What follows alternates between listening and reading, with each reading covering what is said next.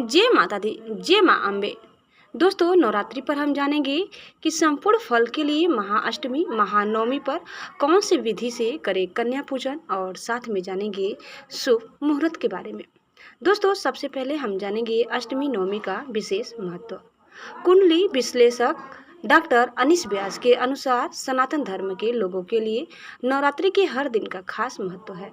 जो लोग नवरात्रि के 9 दिन तक पूजा पाठ या व्रत नहीं रख पाते हैं, वो केवल अष्टमी और नवमी का व्रत रखते हैं।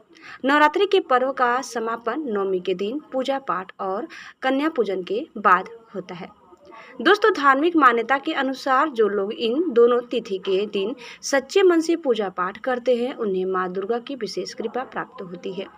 बता दें कि नवमी को नवरात्रि का अंतिम दिन माना जाता है, जिस दिन माता दुर्गा ने महिषासुर राक्षस का वध किया था।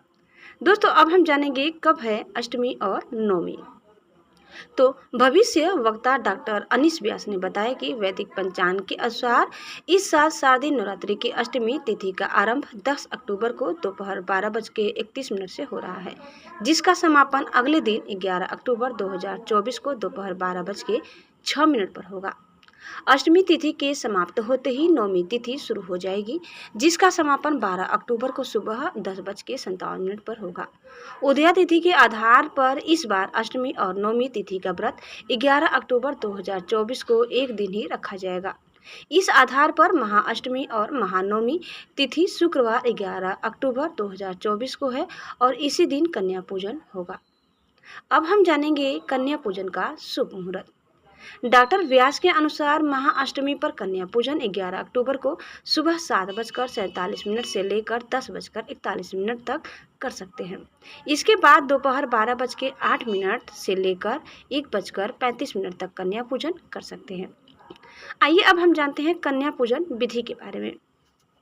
तो सबसे पहले एक दिन पहले ही 10 वर्ष से कम उम्र की 9 कन्याओं को न्योता दे दें, एक बालक को भी न्योते। दूसरा है कन्या पूजन के दिन घर आई कन्याओं का सच्चे मन से स्वागत करें। मान्यता है कि इससे देवी माँ प्रसन्न होती हैं। इसके बाद स्वच्छ जल से उनके पैरों को धोएं, इससे भक्तों के पापों का नाश होता है। इसके बाद सभी 9 कन्याओं के पैर छूकर आशीर्वाद लें, इससे भक्त की तरक्की होती है। पैर धोने के बाद कन्याओं को साफ आसन पर बिठाएं और अब सारी कन्याओं के माथे पर कुमकुम का टीका लगाएं। इसके बाद कलावा बांधें। कन्याओं को भोजन कराने से पहले अन्न का पहला हिस्सा देवी माँ को भेंट करें, फिर सारी कन्याओं को भोजन परोसें। वैसे तो माँ दुर्गा को हलवा, चना और पूरी का भोग लगाया जाता है, लेकिन अगर आपका सामर्थ्य नहीं है तो आप अपनी इच्छा अनुसार कन्याओं को भोजन कराएं। भोजन समाप्त होने पर कन्याओं को अपने सामर्थ्य के अनुसार दक्षिणा अवश्य दें, क्योंकि दक्षिणा के बिना दान अधूरा रहता है। यदि आप चाहते हैं तो कन्याओं को अन्य कोई भेंट भी दे सकते हैं।